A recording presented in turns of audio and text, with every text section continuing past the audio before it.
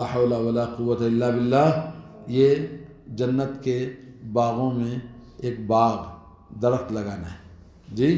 تو اس طرح سے جنت کے خزانوں میں سے ایک خزانہ ہے، تو اس ذکر کو کثرت کے ساتھ کرنا ہے۔ ایک حدیث آپ کو سناتا ہوں جس سے ہمارا تعلق اللہ تعالیٰ سے اسٹرانگ ہونا ہے، مضبوط کرنا ہے۔ وہ حدیث کیا ہے؟ حضرت عبداللہ ابن عباس، کیا نام ہے؟ حضرت عبداللہ ابن عباس، نبی علیہ الصلوۃ والسلام کے وہ کیا ہیں؟ چچا زاد بھائی ہیں۔ حضرت عبداللہ ابن عباس نبی علیہ الصلوۃ والسلام کے کیا ہیں؟ چچا زاد بھائی ہیں جی۔ حضرت عباس ابن عبد المطلب جو کہ آپ کے سگے چچا ہیں، تو نبی علیہ الصلوۃ والسلام کے سگے چچا زاد بھائی کیا نام ہے؟ عبداللہ ابن عباس رضی اللہ تعالیٰ عنہ کہتے ہیں کہ ایک مرتبہ میں نبی علیہ الصلوۃ والسلام کے ساتھ سواری پر اکٹھا بیٹھا تھا، آپ کے پیچھے آپ کی سواری پر بیٹھا ہوا تھا۔ نبی نے مجھے آواز دیا، کہا یا غلام، بولے بچے، جیسے پیچھے بیٹھا ہوا آدمی ہے تو اپنی طرف متوجہ کرنے کے لیے آواز دیا آپ نے، کس نے؟ نبی علیہ الصلوۃ والسلام نے کہا اے لڑکے، تو انہوں نے نبی کو جواب دیا۔ اس کے بعد نبی علیہ الصلوۃ والسلام نے فرمایا کہ میں تمہیں ایسی باتیں نہ بتاؤں، الا اعلمک، کیا میں تمہیں ایسی باتیں نہ بتاؤں جن باتوں کو جاننے سے آپ کو فائدہ ہوگا؟ ایسی باتیں بتاؤں جن باتوں کے جاننے سے آپ کو ینفعک اللہ بہن، آپ کو ان سے فائدہ ہوگا۔ فقلت بلا، میں نے کہا یا رسول اللہ ضرور بتلائیے۔ تو آپ نے فرمایا احفظ اللہ یحفظک، احفظ اللہ، اللہ کی حفاظت کرو، یحفظک، اللہ تیری حفاظت کرے گا جی۔ اللہ کی حفاظت کرنا تو اللہ میری حفاظت کرے گا جی۔ احفظ اللہ تجدہ تجاہک، اور کہا کہ اللہ کی حفاظت کرو، اللہ کو ہر جگہ اپنے سامنے پاؤ گے۔ اللہ کی حفاظت کیسے کرنا ہے؟ آسان ہے۔ آپ سعودی عرب میں بیٹھے ہیں، آپ کی بیوی کی حفاظت کر رہے ہیں کہ نہیں کر رہے ہیں؟ بچے کی حفاظت کر رہے ہیں۔ آپ نے فون میں کہا کہ بچے کا خیال رکھنا ہے، باہر اس کو نہیں بھیجنا، موسم خراب ہے جی، حالات اچھے نہیں ہیں۔ بیوی سے کریں جی آپ اس بات کا خیال رکھیں، آپ یوں کریں یوں کریں، ہر وقت ان کی خبر لیتے رہتے ہیں۔ تو اللہ کی حفاظت کرنے کا مطلب یہ ہے کہ اپنی زندگی کو اللہ رب العالمین کی مرضی، اس کی چاہت، اس کی عبادت، اس کی شریعت، اس کے دین اور اس کی رضا کے مطابق ڈھالنا ہے۔ یہ کیا ہے؟ اللہ کی حفاظت کرنا ہے۔ اللہ نے جن چیزوں کو کرنے کا حکم دیا ہے ان چیزوں کو بجا لانا ہے، ان چیزوں کو کرنا ہے، اور اللہ تعالیٰ نے جن چیزوں کو منع کیا ہے، حرام کیا ہے، ان چیزوں سے باز آنا ہے۔ اللہ نے منع کیا ہے کس چیز کو؟ جھوٹ بولنے کو، تو آپ جھوٹ بولنا چھوڑ دیں۔ آپ چاہتے ہیں اللہ کو راضی کرنا ہے تو آپ جھوٹ بولنا چھوڑ دیں، اور دھوکہ دینا چھوڑ دیں، اور بے شمار چیزیں ہیں جو غلط چیزیں ہیں جو روزمرہ زندگی میں ہمارے ساتھ ہوتی ہیں، ان چیزوں سے کیا کرنا ہے؟ اوائڈ کرنا ہے۔ تو یہ اللہ کی حفاظت کرنا ہے۔ آپ نے کیوں جھوٹ نہیں بولا؟ حالانکہ آپ بول سکتے تھے، پورے اللہ نے منع کیا جی، ہم اس کو کر سکتے تھے لیکن اس لیے نہیں کیا کہ اللہ نے منع کیا۔ تو یہ ہمارے اندر ایک چیز ہمیشہ یہ بات رہے کہ اللہ تعالیٰ جس کو ناپسند کرتا ہے اس کو مجھے نہیں کرنا ہے۔ اللہ تعالیٰ ہم سب کو توفیق عطا فرمائے۔ اور ایک تو یہ کہ آپ جب اللہ کی حفاظت کریں گے تو اللہ آپ کی حفاظت کرے گا۔ تو آج مسلمان خاص طور پر جیسے اس وقت سیریا میں، لبنان میں، عراق میں، فلسطین میں، ہندوستان میں جن حالات سے مسلمان گزر رہے ہیں، تو مسلمانوں کو چاہیے کہ توبہ کرنا ہے اور گناہوں کو چھوڑ کر اللہ کی حفاظت کرے، تو اللہ ان کی حفاظت کرے گا جی۔ اور احفظ اللہ تجد تجاہک، اللہ کی حفاظت کرو تو اپنے سامنے اللہ کو پاؤ گے، یعنی آپ کے اور سامنے جو دشمن ہے بیچ میں کون ہے؟ اللہ۔ آپ کے سامنے اللہ ہے، کوئی آپ کا بگاڑ نہیں سکتا ہے، بشرطے کہ آپ اپنے آپ کو اللہ تعالیٰ کی حفاظت کرنے والے بنے۔ تو جو اللہ کی حفاظت کرتا ہے اور وہ اللہ تعالیٰ کو اپنے سامنے پاتا ہے ہر وقت۔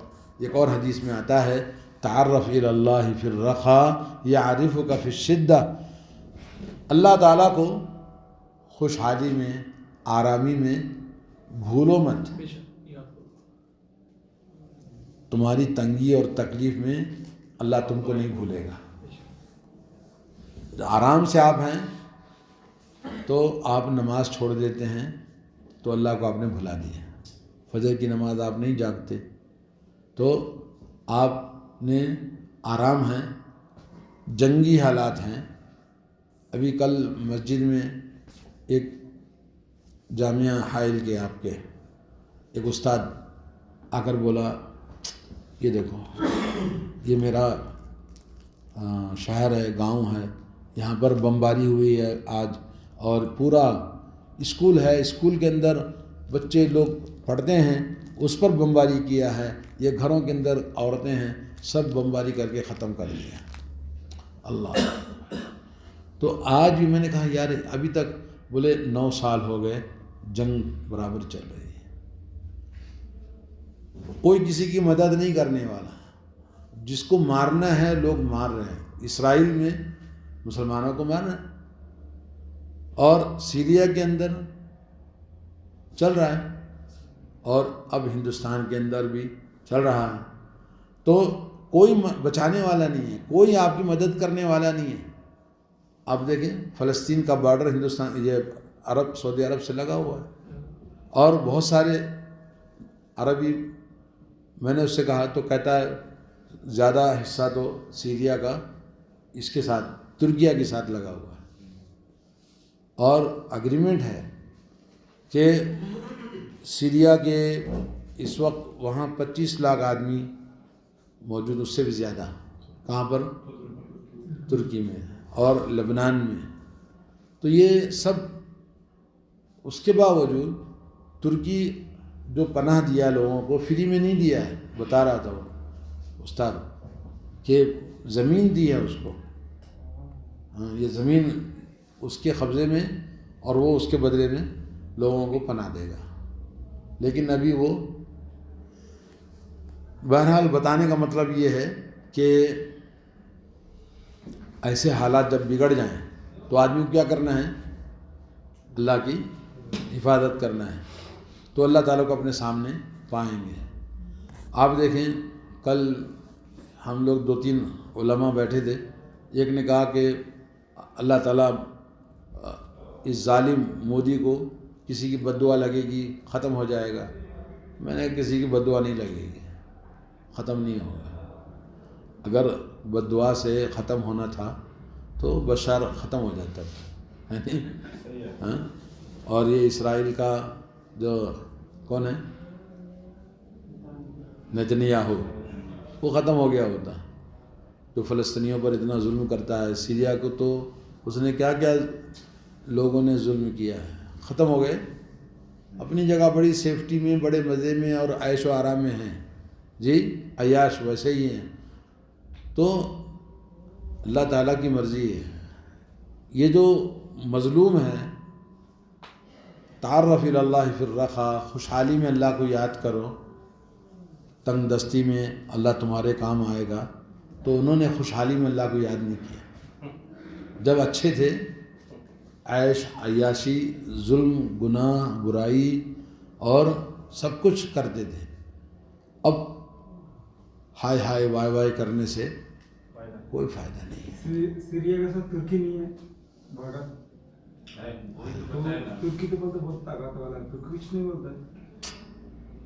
وہ جو ٹیچر ہے یونیورسٹی کا کہہ رہا کہ اللہ تعالیٰ اس کو پوچھے گا، اردوغان کو پوچھے گا، اللہ تعالیٰ کے بعد پکڑا جائے گا.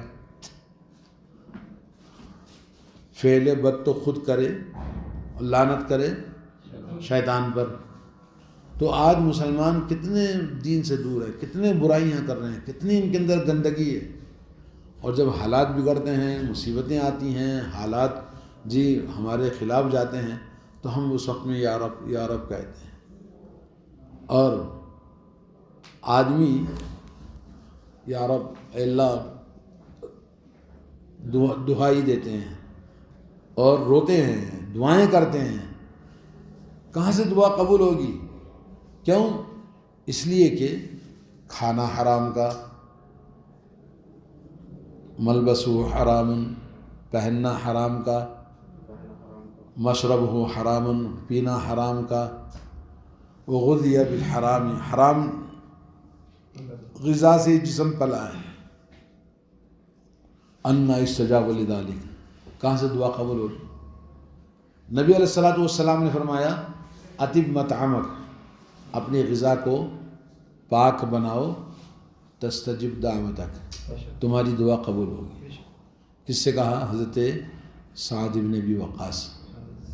حضرت سعد بن ابی وقاص سے کہا اطب مطعمک. صحابی کو حکم دے رہے ہیں کہ دیکھو کھانا پاکیزہ کھانا حلال. ہم تمیز کرتے ہیں، بہت مشکل ہے. اپنے بچوں کو جو کھلاتے ہیں،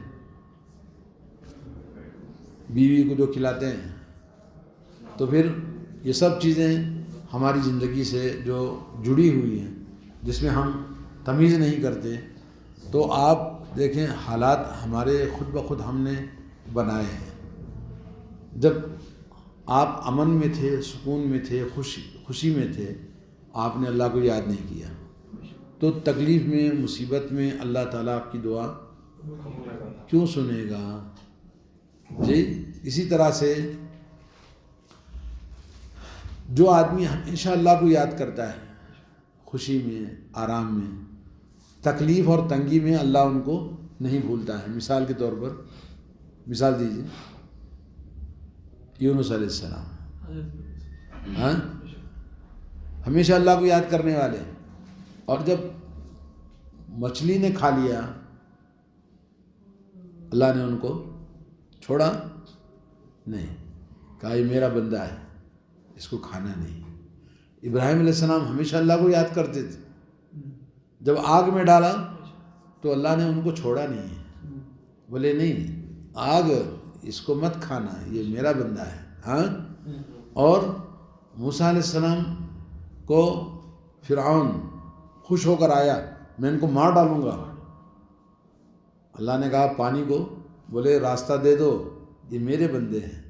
جی اور فرعون نے سمجھا میں بادشاہ ہوں تو میرے لیے پانی پتھر بن گیا ہے، تو اس لیے پیچھے دوڑا، اور جب وہ لوگ نکل گئے اور یہ پانی کے بیچ میں آ گیا، اللہ نے کہا ان کو لے جاؤ، سب چلے گئے. جی نبی علیہ الصلوۃ والسلام کو مکے والوں نے قتل کرنا چاہا اور اللہ نے آپ کو بچا لیا.